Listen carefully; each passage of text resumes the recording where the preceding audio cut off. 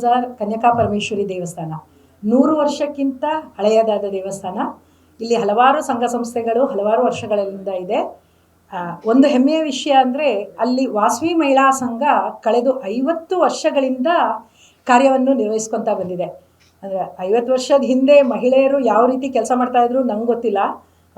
ತುಂಬ ಕಷ್ಟ ಇತ್ತು. ನಾವು ಈ ಯುಗದಲ್ಲಿ ಮನೇಲಿ ಬಿಟ್ಟು ಹೊರಗಡೆ ಹೋಗಬೇಕು ಅಂದರೆ ಕಷ್ಟ. ಆದರೆ ಸತತವಾಗಿ 50 ವರ್ಷಗಳಿಂದ ವಾಸವಿ ಮಹಿಳಾ ಸಂಘ ಗಾಂಧಿ ಬಜಾರ್ ಶಿವಮೊಗ್ಗ ಇವರು ಹಲವಾರು ಧಾರ್ಮಿಕ, ಸಾಂಸ್ಕೃತಿಕ ಹಾಗೂ ಸೇವಾ ಚಟುವಟಿಕೆಗಳಲ್ಲಿ ತಮ್ಮನ್ನು ತೊಡಗಿಸ್ಕೊಂಡು ಮುಂದೆ ಬಂದಿದ್ದಾರೆ.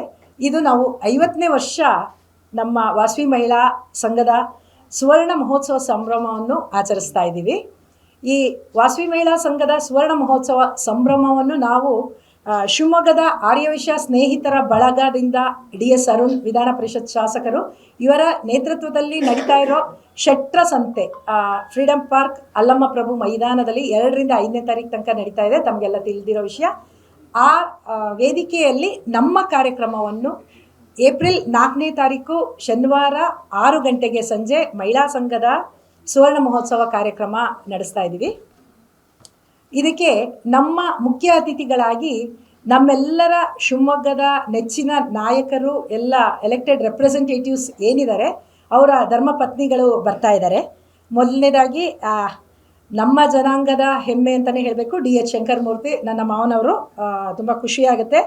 ಅವರ ಧರ್ಮಪತ್ನಿಯಾದ ಶ್ರೀಮತಿ ಸತ್ಯವತಿ ಶಂಕರಮೂರ್ತಿಯವರು ಇರ್ತಾರೆ. ಹಾಗೂ ನಮ್ಮ ಈಶ್ವರಪ್ಪನವರ ಧರ್ಮಪತ್ನಿಯಾದ ಶ್ರೀಮತಿ ಜಯಲಕ್ಷ್ಮಿ ಈಶ್ವರಪ್ಪನವರು ಇರ್ತಾರೆ. ನಮ್ಮ BY ರಾಘವೇಂದ್ರ ಶ್ರೀಯುತರ ಧರ್ಮಪತ್ನಿ ಶ್ರೀಮತಿ ತೇಜಸ್ವಿನಿ ರಾಘವೇಂದ್ರ ಅವರು ಇರ್ತಾರೆ. ನಮ್ಮ ನೆಚ್ಚಿನ ನಾಯಕರು ಚನ್ನಬಸಪ್ಪನವರ ಶ್ರೀಮತಿಯಾದ ಶ್ರೀಮತಿ ಉಷಾರಾಣಿ ಚನ್ನಬಸಪ್ಪನವರು ಇರ್ತಾರೆ.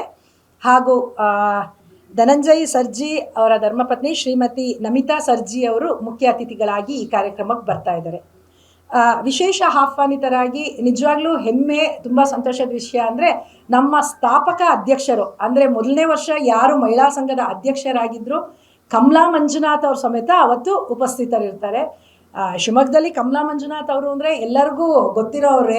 ಯಾರು ಹಿರಿಯರಿದ್ದೀರಾ ಅವ್ರಿಗೆಲ್ಲರಿಗೂ ಗೊತ್ತಿರುತ್ತೆ. ಅವರು ರೋಟ್ರಿಲ್ ಅಧ್ಯಕ್ಷರಾಗಿದ್ದರು, JCL ಅಧ್ಯಕ್ಷಿಣಿಯಾಗಿದ್ದರು.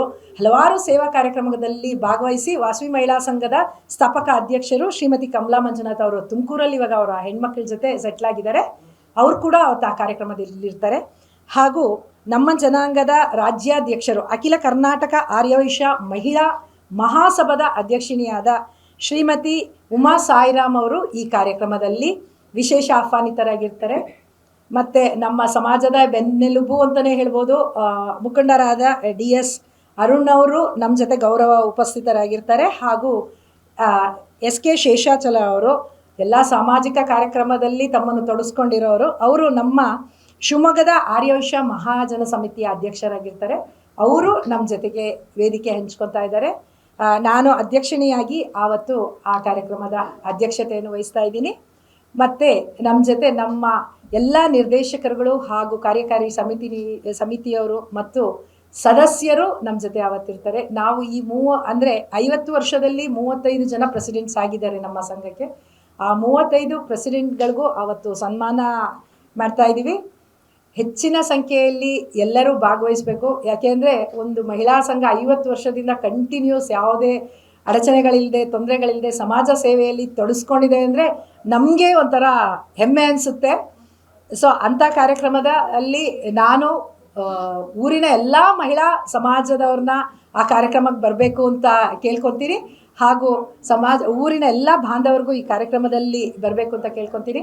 ಹಾಗೂ ನಮ್ಮ ಶೆಟ್ಟರ ಸಂತೆ ಕಾರ್ಯಕ್ರಮ 3ನೇ ಸತಿ ಮಾಡ್ತಾ ಇದ್ದೀವಿ.